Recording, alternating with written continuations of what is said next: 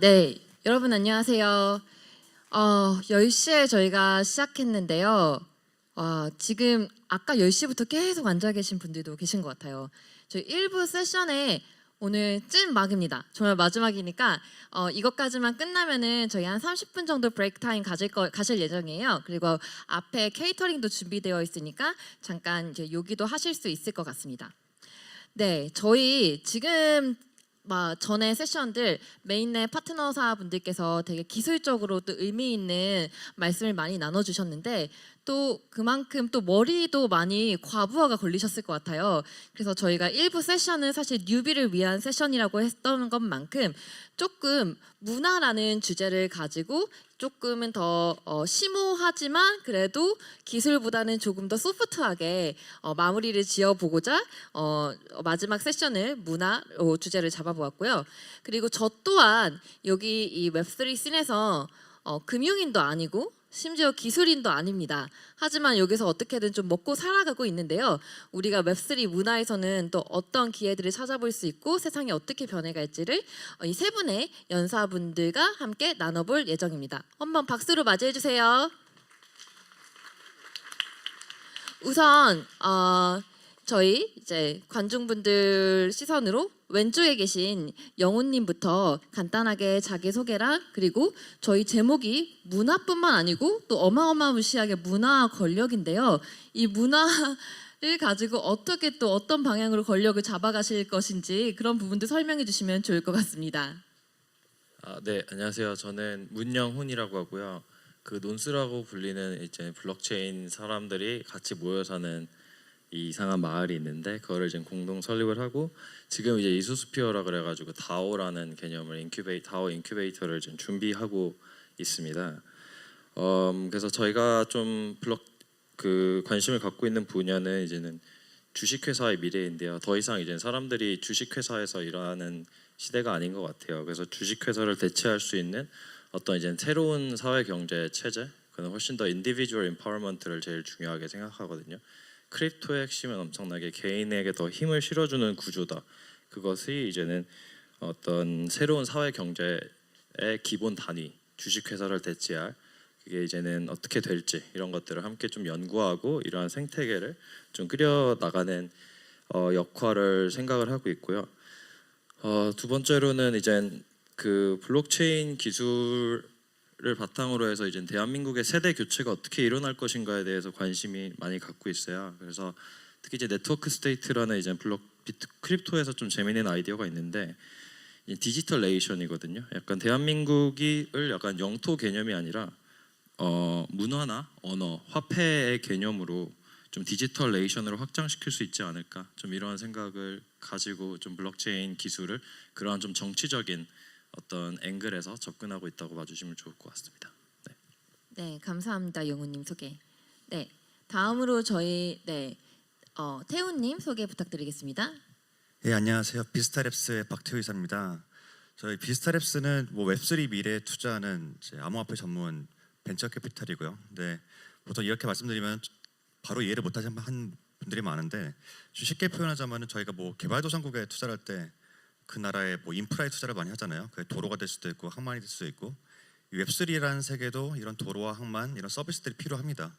그래서 그런 서비스에 투자하는 곳이 저희라고 할 수 있겠고 저희가 단지 투자뿐만이 아니라 이런 비전을 실현하기 위한 그리고 서포트하기 위한 여러 가지 일을 하고 있어요. 예를 들어서 블록체인의 근간이 되는 밸리데이터를 직접 운영하기도 하고 그리고 저희가 투자하고 상담해주는 프로젝트에 대한 어드바이저리, 컨설팅 서비스를 좀 지원하고 있습니다. 네, 태훈님 소개 감사합니다. 마지막으로 라이언님 소개 부탁드리겠습니다. 네, 안녕하세요. 그 스텔시 대표 심상훈 라이언입니다. 그 스텔시는 이제 건축과 블록체인의 만남을 통한 라이프스타일 메타버스라고 보시면 되겠는데요. 이제 제가 생각하는 어떤 인간의 생존 조건에 의식주가 있다고 하면은 이제 메타버스 세계에도 똑같이 적용할 수 있다고 생각하고 있습니다. 이제 그 중에 옷이라는 것은 약간 아바타 그리고 이제 음식이라는 것은 어떤 아이템으로 소비되고 이 두 가지의 요소는 게임 산업이나 다른 여타 영역에서 굉장히 발전되어 있었는데 공간에 대한 부분은 조금 약한 것 같아요. 그래서 메타버스라는 거는 가상 공간이고 그렇기 때문에 공간이 내가 살고 있는 그 공간이 곧 정체성을 의미한다고 생각하고 있고요. 그렇기 때문에 저희는 공간에 집중하고 글로벌 건축가들과 함께하면서 이제 내가 살고 있는 집, 내가 머무르는 공간에 대해서 좀 집중하고 있다고 보시면 될 것 같습니다. 네, 저희 정말 다음 세대를 새롭게 만들어 가시는 분들이랑 지금 이 자리를 같이 하고 있다는 생각이 자기소개를 듣고 들었는데요. 일단 라이언님께서는 웹에서 새로운 영토를 아예 만들고 계신 것 같고요. 그래서 콜럼버스에 비견되지 않나 이런 생각이 들었고요. 그 다음에 또 저희 이제 비스타스 랩의 태훈님 같은 경우는 그 콜럼버스도 원래 이제 대항해 시대 때 출항을 하려면은 배에다가 이렇게 투자를 했잖아요. 그런 어떤 배가 영토를 찾을지 이렇게 돈을 태우고 계시는 또 선박에 돈을 태우고 계신 투자자이시고 또 우리 영훈님 같은 경우는 땅을 찾으면은 거기서 어떻게 이제 거버넌스를 만들고 정치 이제 어떻게 통치할 것인지 이런 거를 좀 고민하고 있습니다. 그래서 저희가 웹이라는 완전한 새로운 세상에 이 영토 그다음에 투자 정치에 대해서 오늘 얘기를 나눠볼 수 있을 것 같은데요. 그래서 저희가 그런 웹의 미래 그 다음 시대의 문화 권력이 어떻게 바뀔 건지에 대해서 얘기를 하기에 앞서서 먼저 조금 저도 인트로를 드리자면은 저희가 SNS 많이 쓰시잖아요. 지금도 저희가 웹3 컨퍼런스를 열고 있지만 사실상 여기 나오고 있는 모든 내용들을 트위터나 인스타그램에 실시간으로 계속 공유를 하고 있어요. 근데 그 웹2라고 불리고 있는 이 소셜 미디어가 나온 게 인터넷이 상용화되고 나서 5,000일 그러니까 약 13년이 지난 다음에 등장을 했다고 합니다. 그런데 더 놀라운 거는 작년 2022년 기준으로 그 이 웹2 미디어, 소셜 미디어가 만들어진 지 5,000일이 지난 또 다른 13년이 시작되고 있다고 해요. 그래서 이런 역사적인 지금 저희가 전환기에 서 있는데 앞으로 이제 이 세 분들은 웹이라고 불리는 거 아니면은 웹을 기반으로 이제 오프라인도 같이 갈 것 같은데 이 다음 5,000일은 어떤 일들이 벌어질 것 같은지 여기 앉아 계신 분들한테 좀 상상력을 자극해 주시면 좋을 것 같습니다. 먼저 영훈님부터 시작해 주실 수 있을까요? 네. 사실 여기서 하기에 적절한 말인지는 모르겠지만 지금 블록체인 생태계를 보면 뭐 GK라든지 레이어2라든지 다양한 팬시한 기술들이 엄청 많이 있어요. 그래서 이제는 제가 좀 오늘 드리고 싶은 프레임워크는 이젠 블록체인을 기술 혁신으로 볼 거냐 사상 혁신으로 볼 거냐 두 가지가 있는 것 같아요. 그러니까 여기 계신 분들이 사실 이제 블록체인 때문에 오셨는데 블록체인의 역사를 따라가다 보면 이제 비트코인이 있고 비트코인을 따라가다 보면 사이퍼펑크가 있고 사이퍼펑크를 따라가다 보면 이제 암호학이라는 게 있거든요. 그래서 암호학이라는 거를 사용해서 국가의 어떤 그 전체주의적인 통제에 반대를 하면서 개인의 프라이버시를 지키자는 어떤 아나키즘적인 운동이랑 암호학이랑 합쳐져서 이제 생긴 것이기 때문에 지금은 사실은 특히 이제 이더리움 스마트 컨트랙트 이후에는 엄청나게 기술 혁신 중심으로 많이 되고 있는 것 같아요. 근데 제가 좀 드리고 싶은 좀 컨트레리한 생각은 뭐가 있냐면 지금이야말로 이제 정치랑 이데올로기에 집중을 해야지 정말 매스 어답션의 퍼즐을 풀 수 있다고 생각을 하거든요. 그게 왜 그러냐 하면은 이제는 글로벌리 저희가 여러 가지 상황들을 목격을 하고 있는데 특히 이제 글로벌 패권 다툼이랑 그러니까 기축동화 지위가 많이 흔들리고 있습니다. 그래서 그런 것들이 저희가 우크라이나 전쟁이라든지 이런 것들이 나오고 있고 정말 저희가 엄청 팬시하고 좋은 테크로 정말 유저를 어답션하는 것도 한 가지 방법이지만 제가 봤을 때 가장 크게 매스 어답션이 일어날 부분들은 이제는 비트코인을 통한 자산 보관이라고 생각이 되거든요. 실제로도 많은 국가들이 이제는 비트코인 자본가들이 자산을 보관하고 있고 그러니까 사실 생각보다 웹3에서 수백만 명이 쓰는 앱을 찾기가 거의 어렵습니다. 근데 이제 비트코인은 저는 그거에 10배면 이제 수천만 명이죠. 100배, 1000배. 그러니까 수백만 명이 아니라 수천만 명, 수억 명, 수십억 명의 사람들이 이제는 자산 보관을 비트코인으로 하는. 근데 그거의 원동력은 뭐냐 하면은 저는 이데올로기적이라고 말하고 싶어요. 그래서 어떤 패권 다툼과 이제 이런 것들 또 레이달료가 있는 장기 부채 사이클이 있는데 그거에 대한 여파로 사람들이 기축 통화 지위가 흔들리기 때문에 안전한 자산을 보관하는 니즈 거기가 저는 좀 베이스로 많이 보고 있고요. 그래서 오늘 좀 드리고 싶은 말은 5,000일 동안 제가 봤을 때는 앞으로 어떤 것들이 나올지 모르겠지만 이제는 back to basics 그래서 기술 혁신과 사상 혁신의 교차점에서 많은 기회가 있을 것이라고 생각을 하고 있고요. 저는 그것을 이제 가장 밑바닥에는 이제 비트코인 아까 말씀드린 그 어떻게 보면은 크립토 아나키스트, 그러니까 그 아나코 캐피탈리스트, 무정부 자본주의자들을 위한 화폐로 디자인된 게 비트코인이고, 그 다음에 이더리움 같은 데서는 지금 하는 게 뭐냐면 아프리카라든지 남아메리카라든지 그 난민들이 많거든요. 난민들은 사실 주민등록 시스템이 없어요. 국가 인프라 자체가 없기 때문에. 그래서 생각보다 우리가 누리고 있는 대한민국의 국가 인프라 자체가 그 세계 많은 사람들은 가지고 있지 못하죠. 그래서 국가 인프라 자체가 없는 수십억 명의 사람들에게 신원이라든지 화폐라든지 금융 민주화라든지 그런 가치를 줄 수 있다고 생각을 합니다. 실제로 우리나라 전 세계적 이제 불평등을 보면 국가 내부의 불평등보다 국가 간의 불평등이 더 크대요. 근데 국가 간의 불평등을 해결하기에는 유엔 같은 경우는 아직 힘이 약하기 때문에 새로운 식의 어떤 디지털 유엔식으로 저는 좀 발전하고 있다고 보고요. 그래서 좀 더 비트코인이 좀 더 오른쪽에, 정치적으로 오른쪽에 위치해 있다고 한다면 좀 더 포용적인 이더리움은 사실 좀 왼쪽에 위치하고 있는데, 그 둘의 저는 공통점은 기술 혁신과 사상 혁신의 교차점에서 정말 수십억 명의 사람들에게 도달할 수 있는 그쪽이 저는 매스 어답션의 가장 코어로 먼저 가야 될 것 같고요. 그 다음에 이제 이더리움을 잘 쓰기 위해서 그러한 다양한 많은 어떤 어플리케이션들이 그쪽부터 나올 것 같거든요. 그래서 제가 좀 드리고 싶은 말씀은 좀 5,000일 동안 뭐가 일어날지는 잘 모르겠어요. 근데 생각보다 지정학적인 리스크가 엄청 클 것 같고, 앞으로 이제는 비트코인과 이더리움 정도, 다른 물론 메인넷들도 정말 많지만, 그래서 그쪽을 가장 씨앗으로 해서 이제 다양한 어플리케이션들이 생각되는 게 좀 매스 어답션의 좀 패턴이지 않을까라는 생각을 좀 하고 있습니다. 네, 영훈님 감사합니다. 생각해보면 지금의 우리가 자본주의라고 불리고 있는 어떻게 보면 이데올로기도 비교적 최근에 만들어진 거였고, 앞으로 뭔가 새로운 이런 지정학적인 이슈나 그다음 그런 것들이 이제 기술적인 요인들과 함께 결합돼서 어떻게 될지 너무 이제 저 어떻게 변할지 모르겠지만, 이따가 영훈님한테 그러면은 이런 사회에서 개인들이 어떤 자세를 가져야 될지는 두 번째 질문을 좀 드려보고 싶고, 그 다음에 먼저 또 저희 태호님, 저희 이제 선박에다가 돈을 태우고 계신 투자자 관점에서는 앞으로 5,000일 어떤 미래가 예견되는지 공유해 주시면 감사하겠습니다. 그 사회자님께서 질문 자체를 뭐 지금 SNS 사실 질문지를 5,000일을 받았는데 그게 왜 5,000일인지 몰랐는데 지금 저도 이제 이해를 했어요. 근데 그 두 개를 과거와 현재를 비교를 해보자면은 예를 들면은 저 주변에 많은 질문 받는 것 중에 하나가 뭐 이더리움이나 이런 블록체인의 가치가 얼마나 되느냐, 뭐 내재 가치 논쟁이 항상 있는 거죠. 근데 저는 그런 얘기를 해요. 그럼 지금 인터넷을 돈으로 환산한다면 얼마나 될 것 같냐?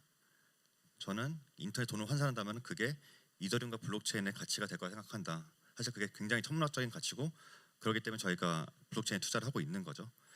그러면 이 두 개의 차이를 뭐냐 생각해 보면은, 사실 인터넷이라는 게 뭐 나라 또는 국방부 위주로 미국에서 군사 목적으로 개발이 됐고, 그러다 보니까 그거에 대해 저희가 되게 무료로 쉽게 사용을 하고 있어요. 그리고 어떤 통신망도 큰 기업들이 제공해주고, 어떤 서비스도 구글이나 저희가 뭐 소셜 로그인 보면은 공짜로 쓰고, 거의 공짜로 쓰고 있죠. 저희가 뭐 광고를 보고 있지만, 근데 여기서 발생하는 문제는 뭐냐면은 저희가 공짜로 쓰고 있기 때문에 저희가 이제 창출해낸 뭐 가치, 콘텐츠 이런 게 플랫폼에 다 주도권을 빼앗겨 버립니다. 그런데 저희가 블록체인에 대해 단점을 얘기할 때 블록체인 사용하는 게 비싸다고 말씀을 하거든요. 하지만 이 비싸다는 비용 자체가 이 콘텐츠 생산자가, 그러니까 저희가 다시 저희가 만들어낸 가치에 대해서 주도권과 소유권을 회복할 수 있는 기반이 될 거라고 보고 있고요. 그렇기 때문에 앞으로는 뭐 그런 게임이나 또는 콘텐츠 플랫폼 이런 부분에서 큰 권력의 변화가 좀 있지 않을까 생각을 하고 있어요. 뭐 더 나아가 좀 생각해 보면은 사실 저희가 이런 뭐 중재자 또는 관리자의 비용을 없앤다는 게 굉장히 좋아 보이는데, 사실 이런 중재자가 없으면은 의존도가 줄어든 만큼 저희가 자유가 생기지만 자유엔 책임이 따릅니다. 이게 자유라는 게 뭐 책임이라는 게 뭐 도덕적 책임만 말씀드린 게 아니라 뭐 본인의 경제 활동, 안전도 책임이라고 이제 봐야 되는 건데, 뭐 예를 들면 저희가 뭐 셀프 커스터디 뭐 좋지만 문제는 저희가 시드 관리에 대한 또 굉장한 스트레스를 받죠. 이런 부분이 있기 때문에 사실 뭐 스티브 잡스도 그런 얘기를 했어요. 뭐 대중들은 자기가 뭘 원하는지 모른다. 어떻게 보면은 그런 통제해 주는 거를 원하는 부분이 좀 있는데 저희가 이제 이거를 쟁취하기 위해서는 스스로 얼마나 자립할 수 있고 자기가 얼마나 주관을 갖고 이제 스스로 얼마나 가치를 지킬 수 있는 그런 책임을 질 수 있느냐 이런 부분들이 어떻게 보면 기존 시스템과 저희의 이제 웹3 간의 이제 권력 변화에서 그런 균형점을 찾아가는 과정이 될 것 같습니다. 네, 태연님 감사합니다. 아까 첫 번째 세션에도 그런 우리가 완전히 인식의 변화를 가져야 되는 때가 왔다 그런 얘기가 나왔는데 그런 부분과 조금 일맥상통한 것 같고요. 마지막으로 또 이제 새로운 땅을 만들어 가고 계시는 라이언님은 또 어떤 관점을 가지고 계신지 궁금합니다. 네, 우선 뭐 여러 가지 이제 5,000일이라는 그 긴 시간 동안 앞으로도 되게 다양한 일들이 좀 변화가 될 거라고 생각을 하고요. 그 메타버스를 만드는 입장에서 현재 지금 메타버스 시장 자체도 인터넷 초기 시장과 굉장히 닮아 보인다고 생각을 하고 있어요. 그래서 인터넷 초기 시장을 생각해 보면은 수많은 포털 사이트들이 막 무지성으로 만들어지고 그로 인해서 막 돈을 버는 사람들, 그로 인해서 돈을 잃은 사람들, 되게 많은 어떤 피해를 봤던 사람들도 있고 수혜를 받았던 사람들도 있죠. 그래서 이제 메타버스 공간도 마찬가지로 그렇게 생각을 하고 있고요. 물론 저희가 만든 메타버스가 뭐 나중에 구글이나 이렇게 중간자가 될 수는 없다고 생각을 해요. 근데 그런 역할은 진짜 지금의 구글이나 네이버가 했던 것처럼 이제 어떤 새로운 메타버스 중간자 역할을 해줄 수 있는 첫 번째 입구를 만들어줄 메타버스가 만들어질 거라고 보고 있고요. 그러고 나서 이제 집중했을 때 어떤 사람들이 공간적인 경험을 원한다 했을 때 저희는 그 부분을 좀 노리고 있습니다.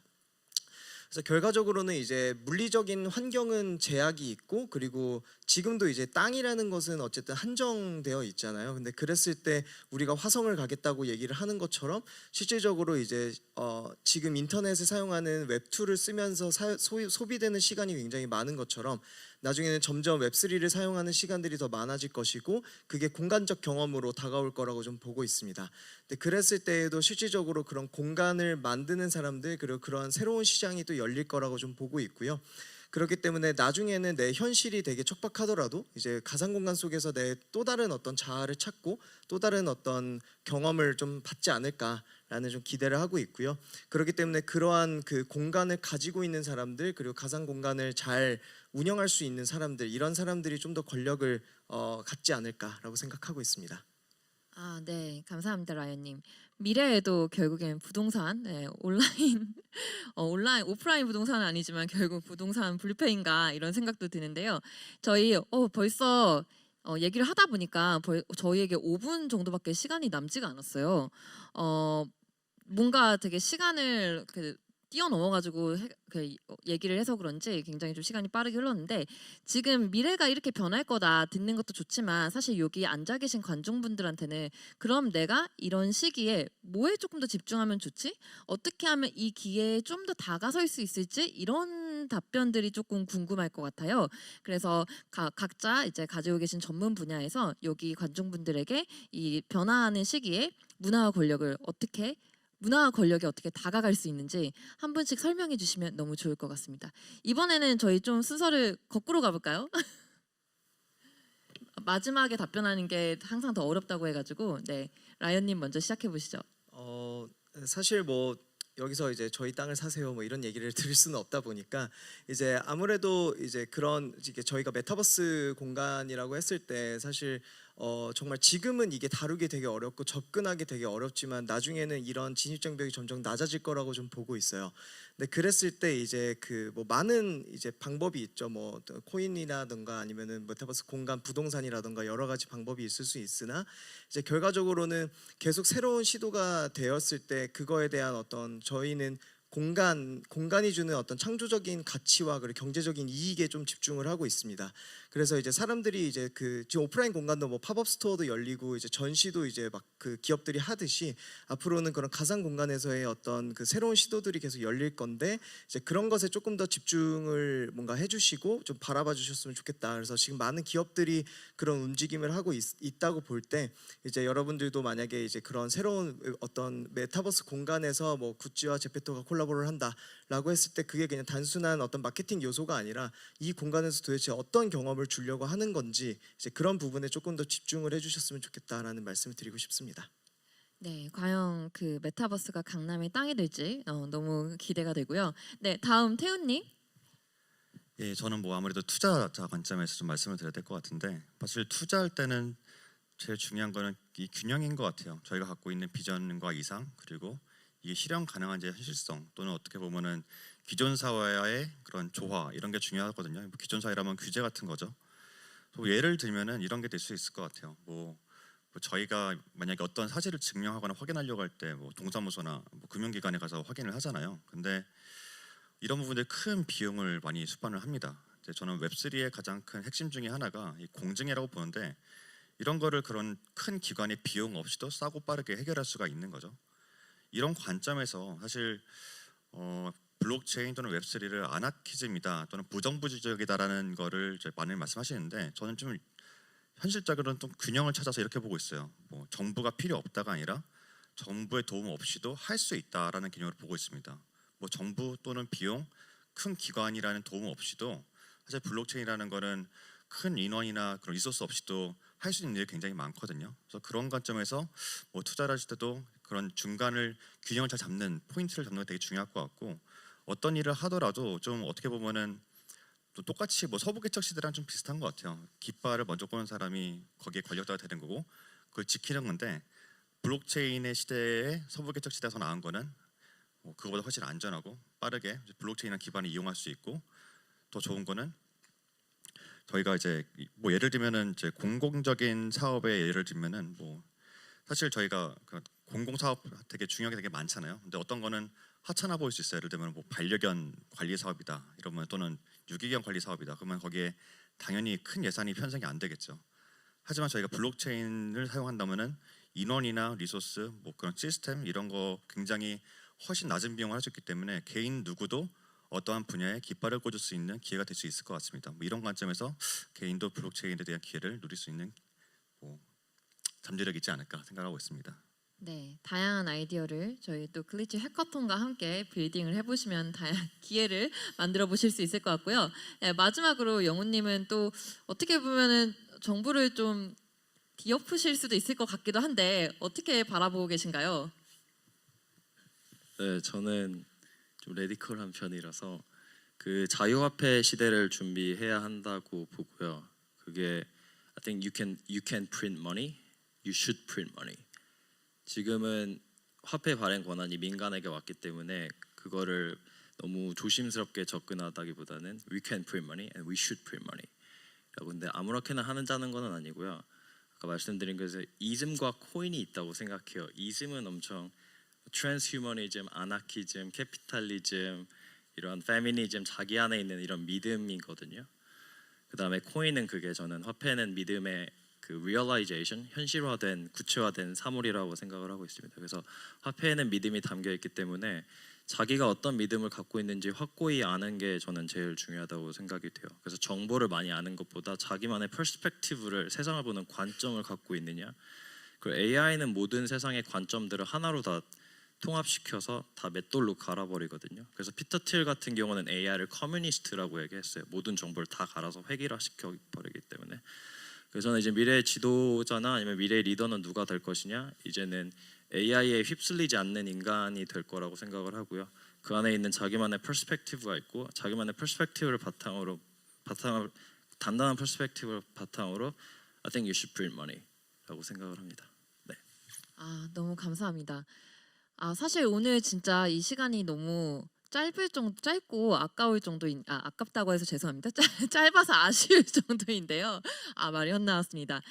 저희가 이번 세션 마무리 짓고 또 끝나면은 뒤편에서 케이터링 하면서 간단하게 다가랑 연사분들과도 네트워킹 하실 수 있으니까 지금 이 무대에서 못 나눈 얘기들이 정말 많을 것 같아요. 그래서 지금까지 연사로 나와주신 저 세 분에게 이 세 분에게 큰 박수 한번 부탁드리고 끝나고도 저희 같이 네트워킹 하면서 얘기 나누어 보도록 합시다. 네, 감사합니다.